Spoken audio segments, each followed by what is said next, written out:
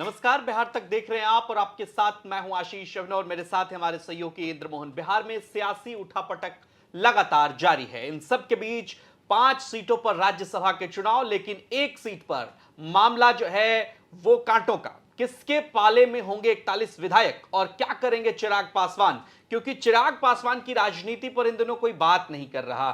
जैसे ही मुख्यमंत्री नीतीश कुमार ने यह ऐलान किया कि वो राज्यसभा जा रहे हैं, इसके बाद इस बात की चर्चा होने लगी कि दूसरा सीएम कौन होगा बिहार का।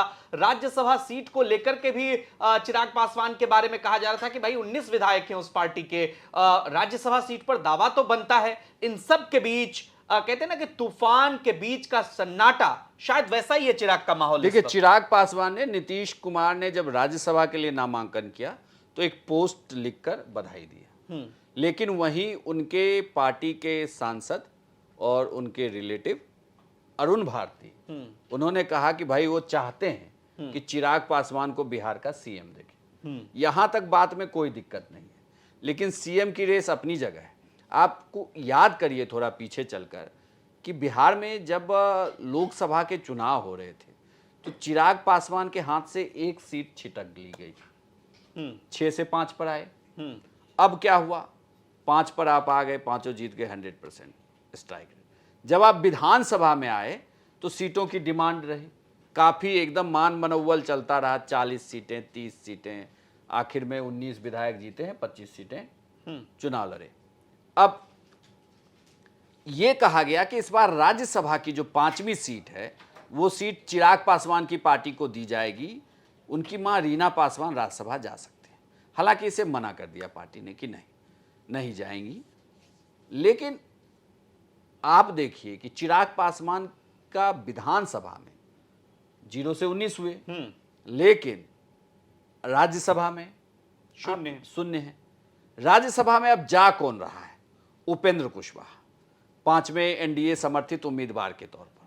अगर वो जाते हैं, आप देखिए कि बिहार में जब भी कोई एनडीए की सहयोगी दल बड़ी होगी तो पर किसी का कतरा जाएगा तो वो चिराग पासवान। तो अगर किसी का कद छोटा होगा तो कद बढ़ेगा भी तो चिराग पासवान का ही बढ़ेगा। हालांकि बिहार विधानसभा चुनाव में बीजेपी और जेडीयू दोनों ने उनके लिए सामंजस्य बिठाया, अपनी अपनी सीटें छोड़ दी। लेकिन अब जब राज्यसभा की फाइट हो रही है और उपेंद्र कुशवाहा जा रहे हैं तो चिराग की शांति बहुत कुछ कहती है।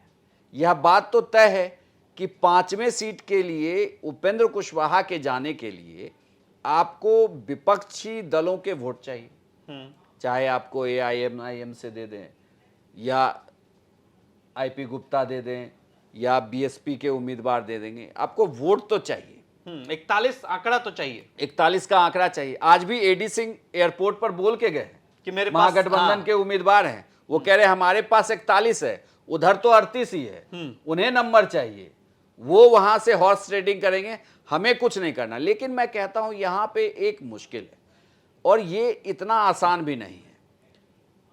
उपेंद्र कुशवाहा बिहार विधानसभा में भी अपने बेटे के लिए सीट मांग रहे थे और महुआ पे बात फंसी हुई थी। दीपक प्रकाश को चुनाव लड़ाना चाहते थे, लेकिन चिराग पासवान ने वो सीट ले ली। वहां से चिराग पासवान के उम्मीदवार चुनाव जीते, मंत्री भी हैं। लेकिन अब आप देखिए, अगर चिराग पासवान अरंगा लगा दे और उनके विधायक इधर उधर कर गए तो क्या होगा? तो मामला फंस जाएगा उपेंद्र कुशवाहा का। उपेंद्र कुशवाहा का मामला फंस लेकिन जाएगा। फिर चिराग करेंगे क्या? क्या समर्थन दे देंगे एडी सिंह को? ऐसा मुमकिन लग रहा है क्या? समर्थन दें या ना दें, लेकिन वो ना ही वोट करें तब क्या होगा? ये एक बड़ा फैक्टर। और एनडीए समर्थित उम्मीदवार हैं, मान लेते हैं, लेकिन इन सबके बावजूद चिराग पासवान को मिल क्या रहा है? सवाल तो ये उठ रहा है ना। जैसे पुरानी सरकार, जब इसके पहले जब चुनाव के परिणाम आए नवंबर में, तो एक चर्चा थी। चर्चा इस बात की भी थी कि चिराग पासवान की पार्टी से एक डिप्टी सीएम हो सकता है। 3 डिप्टी सीएम हो जाए कि 5 हो जाए, क्या फर्क पड़ता है? तो ऐसा उसमें संवैधानिक कौन सा वो पद मिल जाती है जिसमें आपकी सिर्फ ये है कि हाँ आप डिप्टी सीएम भौकाल बनाने के लिए भौकाल बना हुआ है। तो अगर एक पद मिल जाता और तो उसमें क्या होता? लेकिन वो डिप्टी सीएम नहीं बनाए। उस वक्त बहुत चर्चा थी कि अरुण भारती को छोड़कर डिप्टी सीएम बनाया जा सकता है। इस बार आप देखिए कि फॉर्मूला क्या आ रहा है। अभी तक जो तय फॉर्मूला है, फॉर्मूले में कहा जा रहा है कि भाई बीजेपी का अगर मुख्यमंत्री होगा, जेडीयू का एक उप मुख्यमंत्री होगा। तो फिर चिराग पासवान की पार्टी से 2 मंत्री बनाए जाएंगे। तो क्या मंत्रालय को लेकर के ही चिराग पासवान शांत हैं, जो जानकारी निकलकर सामने आ रही है? अगर मान लिया जाए राज्यसभा में भी बात नहीं बनी, मंत्रालय में भी अगर क्या चिराग पासवान की अब आखिरी उम्मीद यही है कि जो मंत्रिमंडल का विस्तार होगा, नई सरकार बनेगी, उसमें भूमिका इस बार जो पिछली सरकार रहेगी उससे बेहतर हो? ये भी एक बड़ा फैक्टर हो सकता है। देखिए, चिराग पासवान बिहार की अच्छी राजनीति करना चाहते हैं। बार बार उन्होंने इंटरव्यू में कहा कि उन्हें बिहार की राजनीति करनी है, फुल फ्लेजेड राजनीति करनी है, केंद्र दिल्ली छोड़कर उन्हें बिहार से होना है। लेकिन वो हो नहीं पा रहे हैं, कोशिश कर कर भी नहीं हो पा रहे हैं। कोशिश करते भी हैं, वापस दिल्ली आ जाते हैं, क्योंकि केंद्र में मंत्री हैं, केंद्र का मंत्री पद भी चाहिए।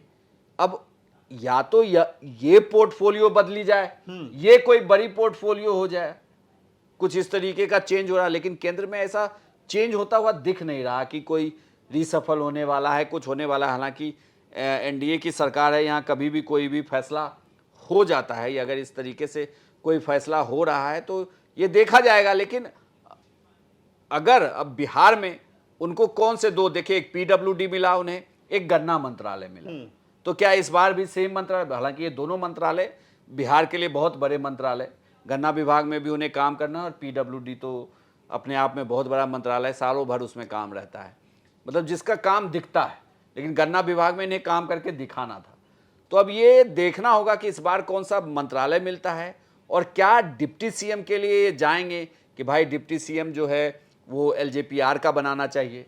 तो ये बड़ा पुरानी मसला मांग है। को वो जिंदा कर सकते हैं, बिल्कुल कर सकते हैं, और लिहाजा अरुण भारती के बयान का भी मतलब हल्के में नहीं लिया जाना चाहिए। उन्होंने सीएम पद की बात कह दी अपने, उन्होंने कहा कि व्यक्तिगत राय है। लेकिन आपको क्या लगता है कि चिराग पासवान अब तक खामोश हैं? इसके पीछे की वजह क्या है? क्या चिराग पासवान को बड़ी जिम्मेदारी उनकी पार्टी को मिल सकती है यहां पर, या फिर कोई बड़ा सियासी संकेत? क्योंकि राज्यसभा के चुनाव हैं और उसमें क्या कुछ होगा देखना दिलचस्प होगा। आपको ये जानकारी कैसी लगी और आप क्या सोचते हैं इसको लेकर? कमेंट सेक्शन में अपनी राय हमें जरूर दीजिए। बिहार की तमाम खबरों के लिए देखते रहिए बिहार तक। नमस्कार।